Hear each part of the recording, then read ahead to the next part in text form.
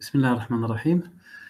Dans les deux dernières vidéos, on a défini l'intégrale d'une fonction étagée positive et l'intégrale d'une fonction mesurable positive. Bon, si f est une fonction étagée mesurable positive et f égale sigma de i égale 1 à n alpha i qui de ai sa représentation canonique, okay, donc ça veut dire que les ai forment une partition et ai c'est f-1 du singulier temps ai. Les ai sont des valeurs prises par f et sont des autres distinctes. Alors, par définition, l'intégrale de f d mu, c'est sigma de i égale 1 à n, alpha i mu de ai. OK? Puis après, on a établi que l'intégrale d'une fonction étagée ne dépend pas de la représentation choisie pour désigner f. C'est dans ce corollaire-là. Si f égale sigma de i égale 1 à n alpha i qui de ai appartient à e+, ou a est une famille quelconque d'éléments de B, on a encore l'intégrale de f d mu égale sigma de i égale 1 à n alpha i mu de ai. Et après, on a défini l'intégrale d'une fonction mesurable positive. Soit f appartient à n+, c'est-à-dire une fonction mesurable positive, on appelle l'intégrale de f par rapport à mu l'élément de r bar plus, défini par l'intégrale de f d mu, c'est la borne supérieure de l'intégrale de g d mu, où g décrit u+, et g égale à f.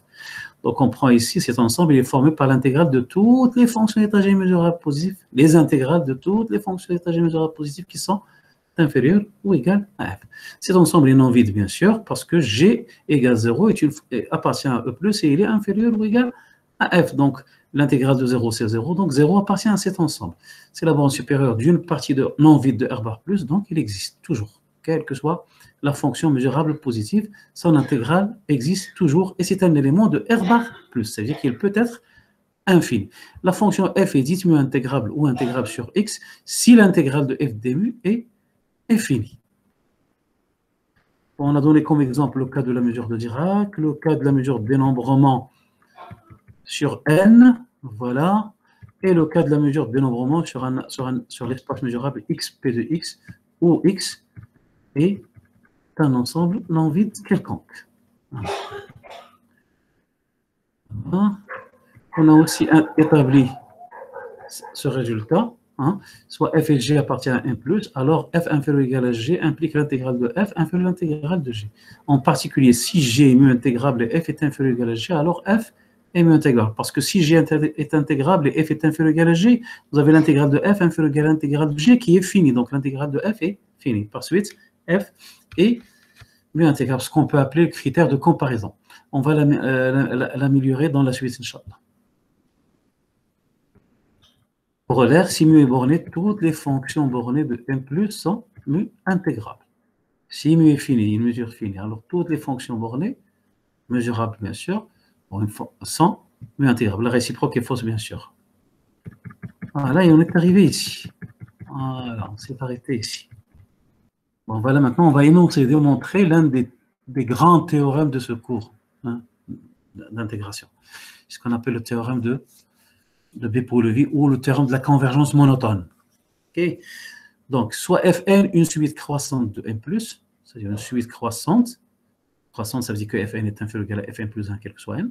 Donc, une suite croissante de fonctions mesurables positives, et soit f égale la limite quand n tend vers plus infini de Fn. Voilà, bien sûr, la limite existe parce que la suite est croissante. Et la limite ici, c'est sup sur n supérieur ou égal à 1 de Fn. Et c'est un élément de n+. C'est une fonction mesurable positive. Voilà. Alors, f appartient à n+, et on a l'intégrale de f égale la limite quand n tend vers plus infini de l'intégrale de Fn d mu. Et cette égalité a lieu dans r bar plus, c'est-à-dire qu'on peut avoir plus infini égale plus infini. Bon, regardez ce qu'on obtient ici. F, c'est la limite de Fn. Donc, on a l'intégrale de la limite de Fn égale la limite de l'intégrale de Fn. Donc, ça veut dire que ce résultat nous permet de permuter le signe intégral et la limite. OK? Par exemple, la théorie de Riemann est incapable de fournir un résultat similaire. Okay? Sauf sous des conditions vraiment très lourdes. Voilà. C'est l'un des théorèmes de convergence en intégration. On appelle le théorème de convergence. Démonstration. Donc, comme Fn est croissante, et Fn est inférieur ou égal à f, bien sûr, parce que f c'est le sup, c'est la borne supérieure des Fn. Donc, comme Fn est croissante, les Fn sont, la suite Fn est croissante. Ça veut dire que vous avez Fn inférieur ou égal à Fn plus 1. Donc l'intégrale de Fn est inférieure à l'intégrale de Fn plus 1, d'après le critère de comparaison. Okay. Donc ça veut dire que cette suite-là est croissante.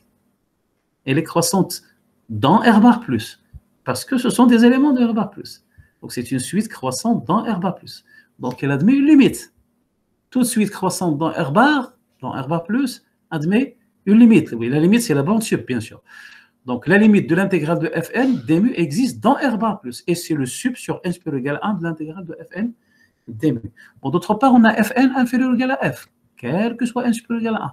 Donc, d'après le critère de comparaison, l'intégrale de Fn est inférieure ou égale à l'intégrale de f, quel que soit n, regardez ici, quel que soit n supérieur ou égal à 1. Donc, la limite de cette intégrale qui existe, la limite quand n tend vers plus infini de l'intégrale de Fn dmu est inférieure à l'intégrale de f dmu. D'où l'inégalité directe. On a établi ici une égalité facilement. Reste à établir l'égalité inverse. Ok. Donc, là, on a la limite de l'intégrale de Fn, qui est la bande supérieure, bien sûr, de l'intégrale de Fn, est inférieure à l'intégrale de f. Donc, reste à établir que l'intégrale de f est inférieure ou égale à la limite de l'intégrale de Fn dmu. Or, d'après la définition de l'intégrale de f dmu, l'intégrale de f dmu, c'est sup de l'intégrale de g dmu avec g appartient à e plus et g inférieur ou égal à f. Donc, il suffit de montrer que l'intégrale de g est inférieure ou égale à cette limite, quel que soit g appartient à e plus avec g inférieur ou égal à f. Donc, allons-y. Voilà. Ce qu'il faut démontrer, c'est ça. D'après la définition de l'intégrale de f. Okay. Donc, soit g, une fonction étagée, mesurable, positive, telle que g est inférieur ou égal à f. G s'écrit alors sigma de i égale 1 à m alpha i qui est de i. Okay, les alpha i sont des réels positifs, les ai sont des mesurables, bien sûr. C'est une représentation quelconque ici, telle que g est inférieur ou égal à f.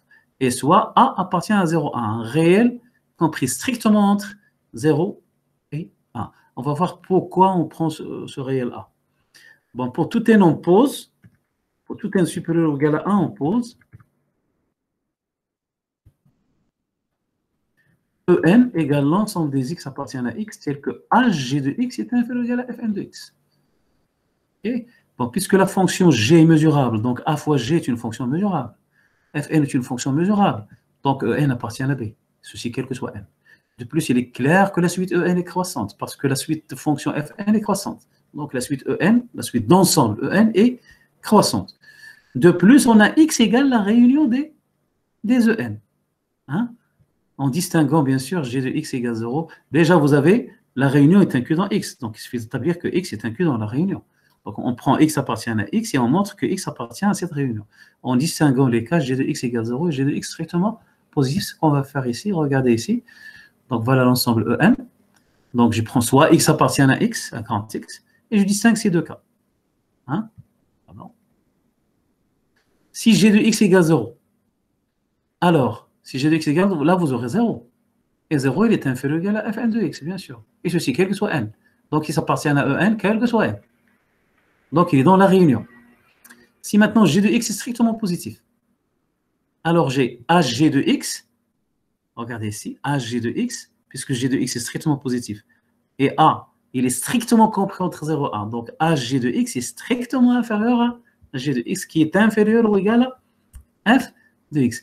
Donc j'ai hg de x strictement inférieur à f de x. Regardez ce schéma. Voilà hg de x, qui est strictement inférieur à f de x. Or, fn de x converge vers f de x. Donc, d'après la définition de la limite, il existe n supérieur ou égal à n0, tel que fn de x est compris entre hg de x et f de x. Donc, hg de x, il est inférieur ou égal à fn de x, quel que soit n supérieur ou égal à n0. Ça veut dire que x appartient à En, quel que soit n supérieur ou égal à n0. Donc, x appartient à la réunion des En. Ainsi, on a établi que x, grand x égale la réunion des En. OK. Ceci est dû au choix de A. Bon, si on regarde ici, si on considère cette suite-là, si on pose Fl, l'ensemble des x appartient à... Ah non?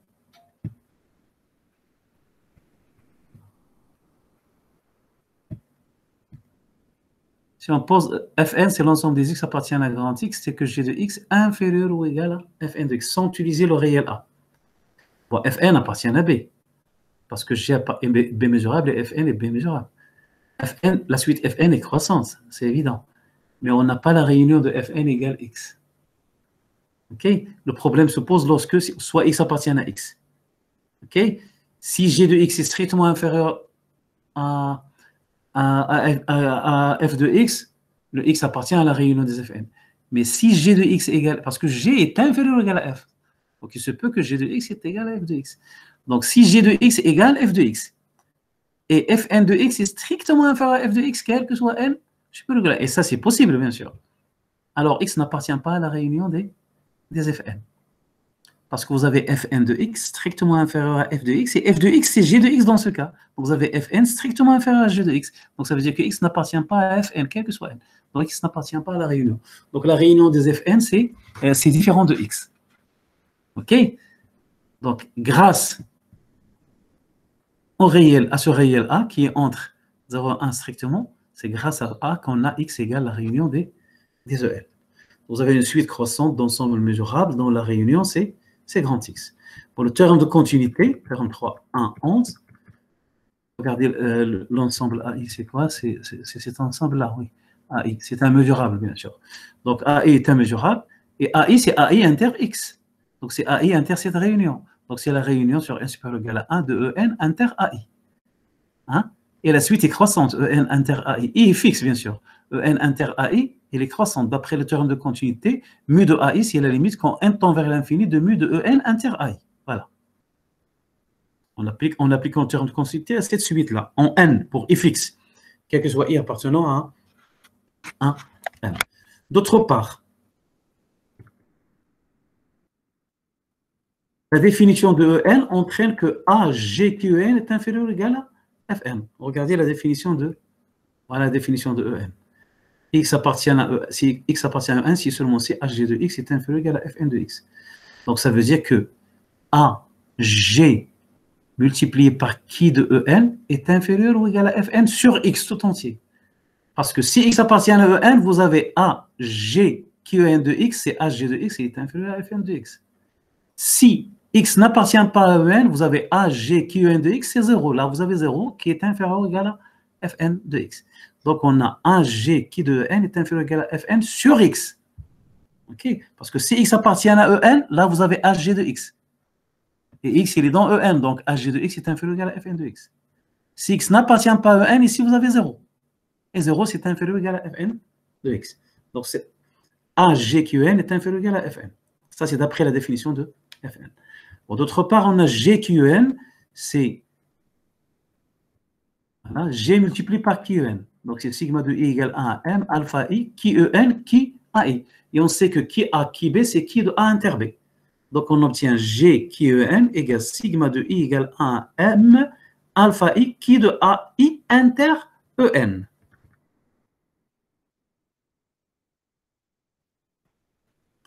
Et c'est un élément de E+, c'est une fonction étagée, bien sûr.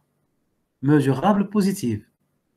Okay. G qui EN est une fonction étagée mesurable positive. Alors, on a d'après la proposition 4.1.7 et la proposition 4.1.16, bon, regardez, l'intégrale de AGQN est inférieure à l'intégrale de F. C'est le critère de comparaison, cette proposition. Le 4.1.16, c'est le critère, ce qu'on a appelé le critère de comparaison. Là, vous avez une fonction étagée mesurable positive. Ici, vous avez une fonction mesurable positive. Donc, d'après le critère de comparaison, l'intégrale de cette fonction est inférieure à l'intégrale de cette fonction. Et d'après cette proposition, la proposition 4.1.7, l'intégrale de A GQN, c'est A fois l'intégrale de GQN. Donc, je peux mettre A à l'extérieur de l'intégrale. D'après cette proposition, on a montré que l'intégrale de AF plus BG est égale à A fois l'intégrale de F plus B fois l'intégrale de G, lorsque A et B sont des réels positifs et F et G appartiennent à N+. Donc, on a ceci. Et ceci, quel que soit N supérieur ou égal à 1. D'après le critère de comparaison, on a ça. OK? On déduit alors de 4,5, ça, et 4,6, que l'intégrale de G, hein, l'intégrale de G, c'est sigma, puisque j'ai regardé G.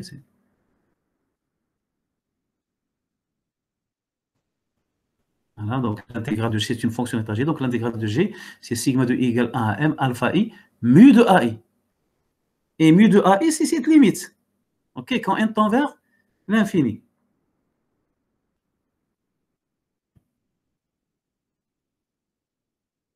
Donc on déduit de 4,5 Et 4 sites, bon, l'intégrale de G, par définition, c'est ça. Et mu de A, c'est la limite. C'est une somme finie, bien sûr. M est fixe. Donc, je peux mettre la limite à l'extérieur, parce que la somme est finie ici. Donc, la limite, quand n tend vers l'infini, de cette somme-là. Et cette somme-là, c'est l'intégrale de G qui est une fonction tangée. L'intégrale de J qui est c'est sigma de I égale 1 à M alpha I mu de AI inter EN. Donc, cette somme-là, c'est l'intégrale de G qui EN. OK? Et ça, c'est, d'après cette inégalité, l'intégrale de G qui est N, elle est inférieure à 1 sur A fois l'intégrale de Fn, parce que A est strictement positif. Donc, d'après 4,6. 4,6, on a l'intégrale de G qui est N, dmu, est inférieure à 1 sur A fois l'intégrale de Fn. OK? Donc, cette intégrale-là, elle est inférieure à 1 sur A, l'intégrale de Fn. Donc, d'après 4,6, cette limite est inférieure à 1 sur A fois la limite quand n tend vers plus infini de l'intégrale de Fn. Et cette limite, on a vu qu'elle existe, bien sûr. C'est un élément de R bar plus parce que cette suite est une suite croissante. Vous voyez? Donc, qu'est-ce qu'on a montré?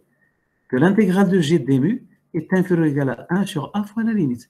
Nous, on veut montrer que l'intégrale de G est inférieure à la limite. Okay. Mais ceci est vrai quel que soit A appartient à 0, 1, ouvert. Donc, il suffit de faire tendre A vers 1 moins. Si on fait tendre A vers 1 moins, on aura l'intégrale, puisque c'est vrai quel que soit A appartient à 0, 1 ouvert. Donc, on fait tendre A vers 1 moins, on obtient alors l'intégrale de G dmu est inférieure ou égale à la limite quand n tend vers plus infini de l'intégrale de Fn dmu. C'est ce qu'on cherche. D'où l'égalité. Hein? Voilà. Donc, on a établi le théorème de... On a démontré le théorème de Levi.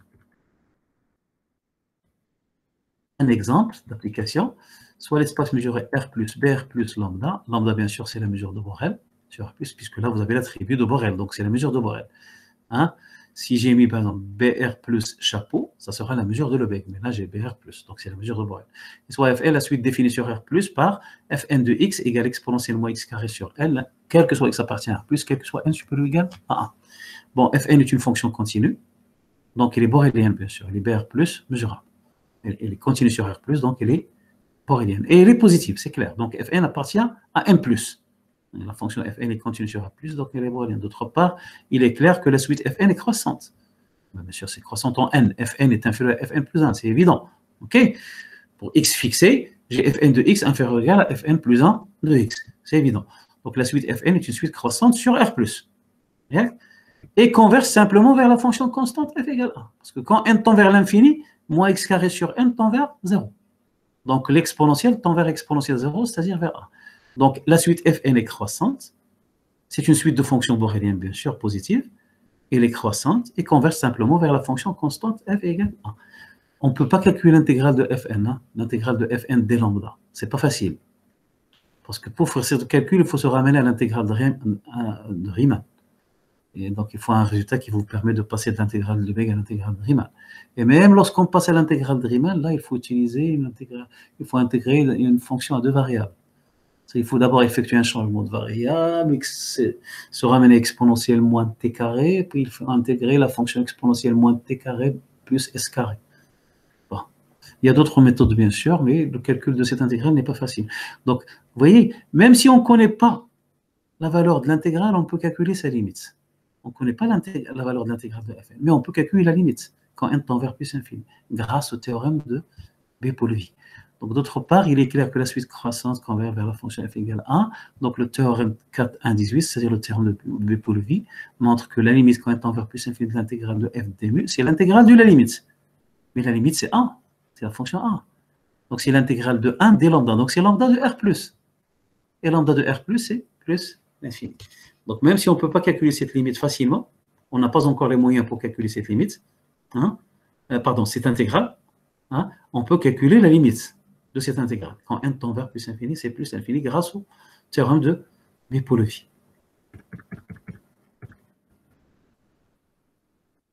Voilà. Ce théorème va nous permettre de montrer cette propriété. Hein. C'est une partie, si vous voulez, ce n'est pas tout à fait la linéarité, hein, parce que n plus n'est pas un espace vectoriel. Okay. C'est un cône positif. Donc, soit f, g appartient à n plus, les fonctions mesurables positives, et soit ab appartient à r plus. Alors, on a l'intégrale de af plus BG dmu égale A l'intégrale de f plus B l'intégrale de G. On a déjà établi cette fonction pour les fonctions étagées, pour les éléments de E+, les fonctions étagées mesurables positives. Bon, maintenant, on va l'établir pour les fonctions mesurables positives quelconques. OK? Donc, le théorème 2, 2, 11 assure. Le théorème 2, 2, 11, c'est le théorème d'approximation. Regardez, f, il appartient à M+. C'est une fonction mesurable positive. Donc, le théorème d'approximation qu'on a vu au chapitre 2 dit qu'il existe une suite Fn, une suite croissante, Fn, de fonctions étagées mesurables positives qui convergent simplement vers f. De même pour G. Puisque G est mesurable positif, donc il existe une suite croissante, Gn, de fonctions étagées mesurables positives qui convergent simplement vers G.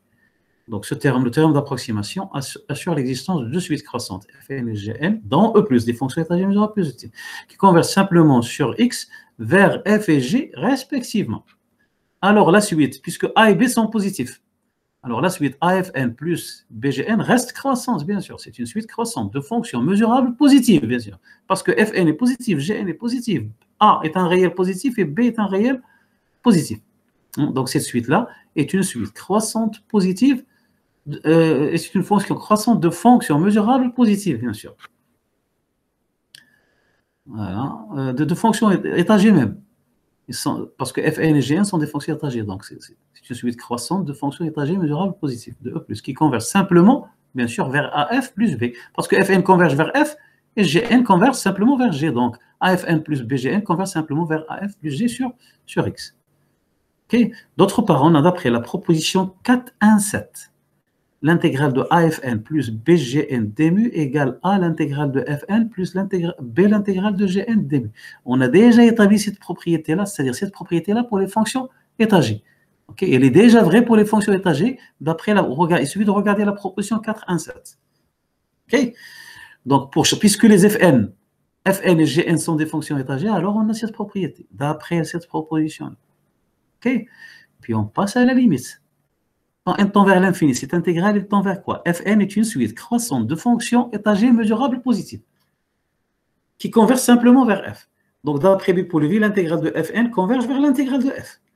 L'intégrale de Gn converge vers l'intégrale de G.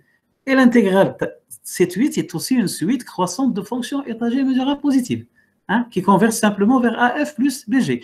Donc, l'intégrale de AFN plus BGN dmu converge vers l'intégrale de AF plus BG dmu. Donc, en passant à la limite, quand n tend vers l'infini à droite et à gauche, dans les deux membres, on obtient alors, et en appliquant le théorème de Bipoulevi, trois fois, pour cette suite, et pour la suite Gn. On obtient alors cette égalité, l'égalité souhaitée. Et voilà. Ça achève la démonstration, bien sûr. Bon, la méthode utilisée dans cette démonstration, regardez. La formule est déjà établie dans la proposition 4.1.7, est déjà établie pour les fonctions étagées. OK? Puis après, on l'établit pour les fonctions mesurables positives en utilisant le théorème d'approximation et le théorème de Bipoulevi. Cette méthode est appelée méthode standard. C'est une méthode très importante et très utile en intégration. Vous allez appliquer cette méthode des dizaines de fois, on est 5 et 6. Je dirais bien des dizaines de fois. On est 5 et 6. C'est une méthode très, très, très utile. On l'appelle méthode standard. Elle est souvent très utile et permet d'étendre un résultat déjà établi pour les fonctions étagées mesurables positives aux fonctions mesurables positives quelconques. Et même après pour les fonctions à valeur dans R bar, en posant f égale f plus moins f1. Et pour les fonctions complexes, en posant f égale f1 plus i, f2. OK? Suivant les cas, bien sûr. Remarque. On a aussi, regardez la proposition précédente. Si je prends par exemple b égale 0, donc j'ai ici l'intégrale de AF égale A fois l'intégrale de F. Quel que soit A appartient à R+. L'intégrale de AF égale A fois l'intégrale de F. Cette relation est valable aussi pour A égale plus infini. On aura l'intégrale de plus infini F égale plus infini fois l'intégrale de F. C'est l'objet de cette remarque. On a aussi l'intégrale de plus l'infini f d mu égale plus l'infini fois l'intégrale de f, quel que soit f appartient à n plus. Bon, en effet, il suffit d'appliquer le théorème de Beppolo-Lévy, 4.1.18, à la suite croissante fn définie par fn égale nf. Fn égale n fois f. Bon, f est mesurable positive, donc n fois f est mesurable positive, c'est clair. La suite fn est croissante, c'est clair aussi. Ok. Et elle converge vers quoi? Fn converge simplement vers plus l'infini fois f. Parce que regardez, si f de x égale 0, fn de x c'est 0. Elle tend vers 0. Mais c'est plus l'infini fois 0. Et par convention, vous avez plus l'infini fois 0 égale 0. Parce que n tend vers plus l'infini, f de x égale 0. Donc vous aurez plus l'infini fois 0, c'est 0. Par convention, bien sûr. C'est grâce à cette convention que ça marche. C'est bon. Si f de x est strictement positif, vous aurez fn de x tend vers plus l'infini. Plus l'infini fois f de x sur nous, donc c'est plus l'infini. Donc fn converge simplement vers la fonction plus l'infini fois f. Il converge. Fn converge simplement vers la fonction plus l'infini fois f. Sur x, bien sûr. Bon, plus l'infini fois f, plus l'infini fois f de x, c'est 0 si f de x égale 0 d'après la convention. C'est plus infini si f de x est strictement positif. OK? Donc, en appliquant le théorème de Beppolo-Lévy, on obtient ceci. L'intégrale de la limite. La limite, c'est plus l'infini fois f. Égale la limite de l'intégrale. Et la limite de l'intégrale, vous aurez la limite quand n tend vers l'infini de l'intégrale de nf. Et l'intégrale de nf, c'est n fois l'intégrale de f. Donc, vous obtenez la limite quand n tend vers plus infini de n fois l'intégrale de f. Donc, c'est plus infini fois l'intégrale de f. Donc, on obtient l'intégrale de plus infini de d mu égale plus infini de l'intégrale de f d mu, quel que soit f appartenant à n plus. La convention 0 fois l'infini égale 0 est indispensable pour cette propriété. Si on n'a pas cette convention, cette propriété n'a pas lieu. N'est pas vrai.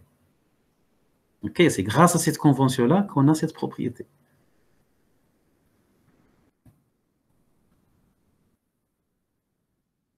Donc, si f et g sont mu intégrables et AB appartient à R+, il en est de même pour la fonction AF plus G.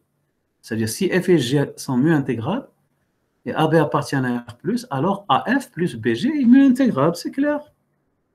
Après cette propriété, voilà. Parce que si f est mu intégrable et g est mu intégrable, cette intégrale est finie, cette intégrale est finie, A il appartient à R+, B appartient à R+, donc cette somme est finie. Donc l'intégrale de AF plus BG est finie. Donc ça veut dire que AF plus BG est mu intégrable. Donc si f et g sont mu intégrables, alors il en est de même pour AF plus BG, quel que soit A et B appartenant à R+, et l'intégrale de la somme, c'est A fois l'intégrale plus B fois l'intégrale, bien sûr. Ce n'est pas tout à fait la linéarité, attention. Pour dire qu'une opération linéaire, bon, il faut d'abord qu'on possède un espace vectoriel.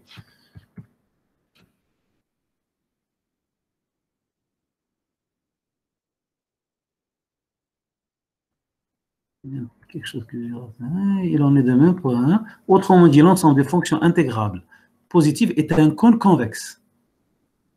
Parce que si f et g sont intégrables, alors AF plus BG est intégrable, quel que soit A positif et B positif. Donc c'est un cône convexe.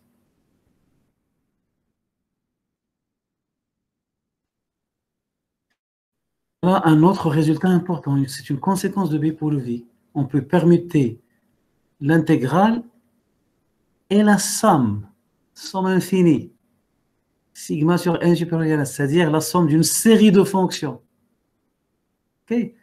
On peut permuter l'intégrale et la somme d'une série. L'intégrale de la somme, c'est la somme des intégrales.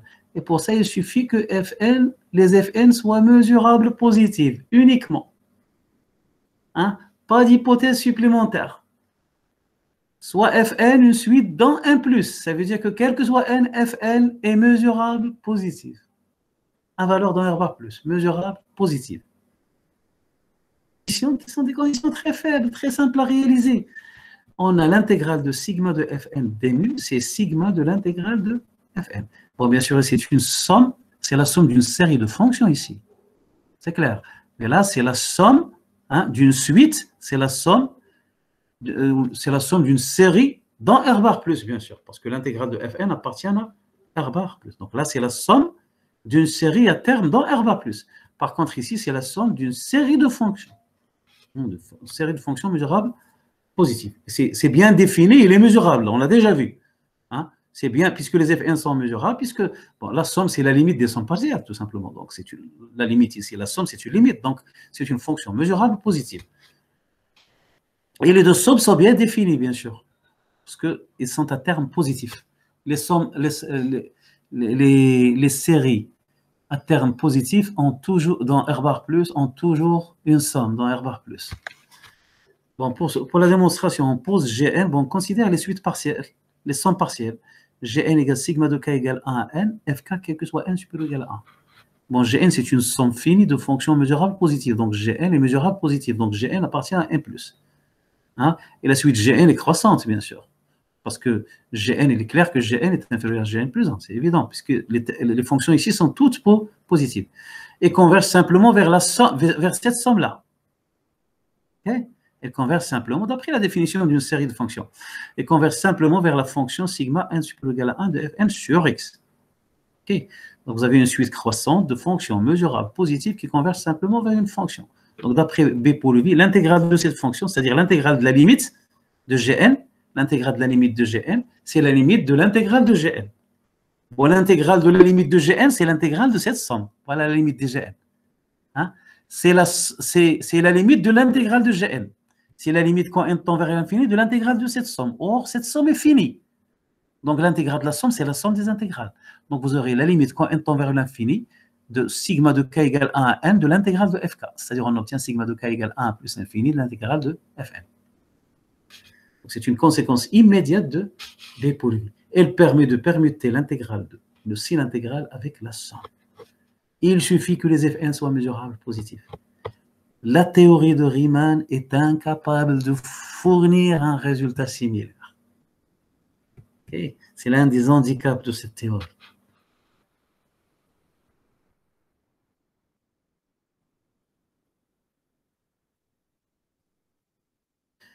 Un autre résultat, soit f, une autre attribut sur x. Bon, on a déjà x est muni de l'attribut b et de la mesure positive b. Bon, soit f, une autre attribut sur x qui contient b. Donc une tribu plus grande.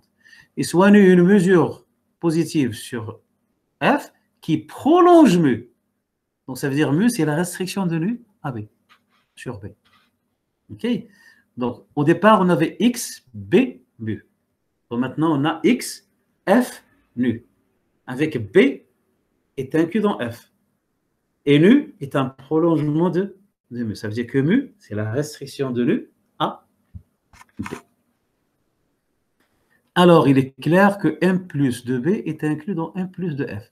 m plus de b, c'est l'ensemble des fonctions positives b mesurables. Voilà, il faut préciser les tribus, parce qu'on a deux tribus. m plus de f, c'est l'ensemble des fonctions positives f mesurables. Toute fonction b mesurable est une fonction f mesurable. Regardez, si f est une fonction b mesurable, f est une fonction de x vers r bar plus. Donc, ça veut dire que quel que soit a appartient à b à l'attribut borélien de r plus, bar, b r bar plus, f moins a de a appartient à b. Il appartient à b, donc il appartient à f. Donc, f appartient à m plus de f. C'est-à-dire que f est f mesurable. Donc, m plus de b, il est contenu dans m plus de f. Donc, si f appartient à m plus de b, alors il appartient à m plus de f.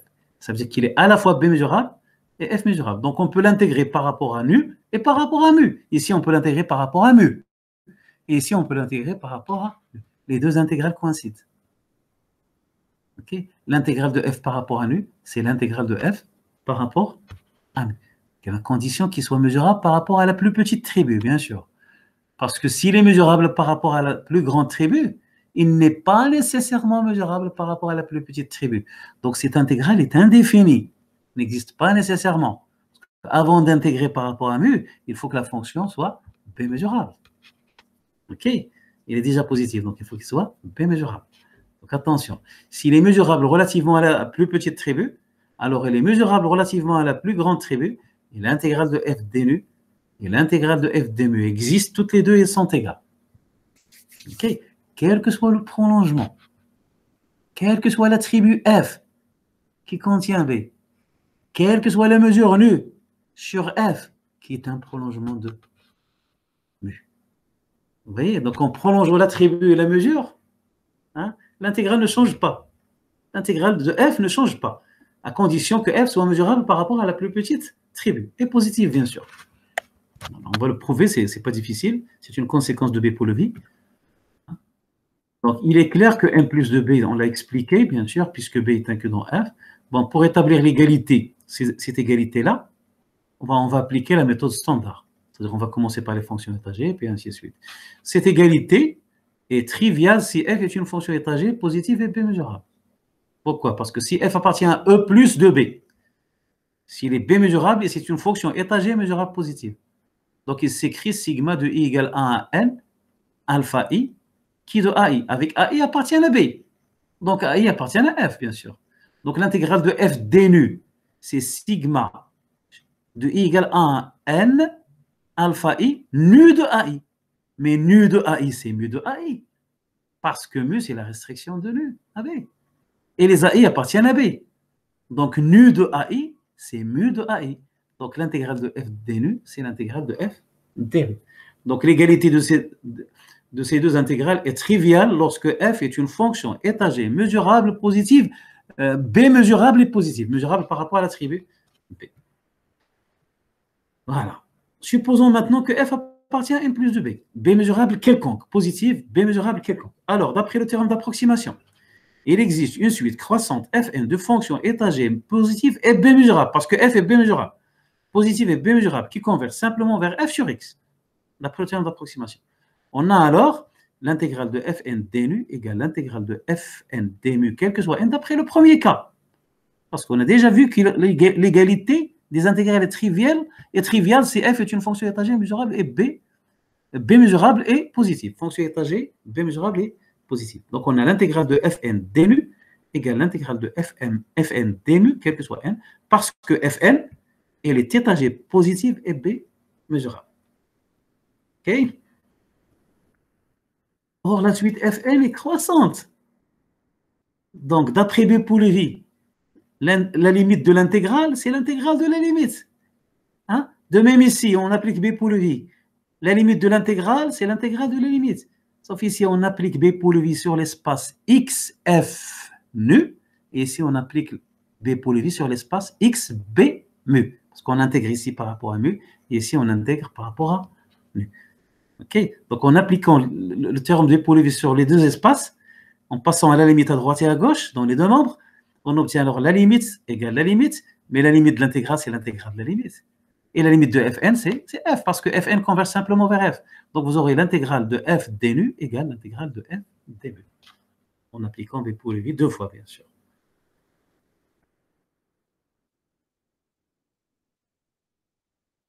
Voilà. Merci à une autre vidéo, Inch'Allah.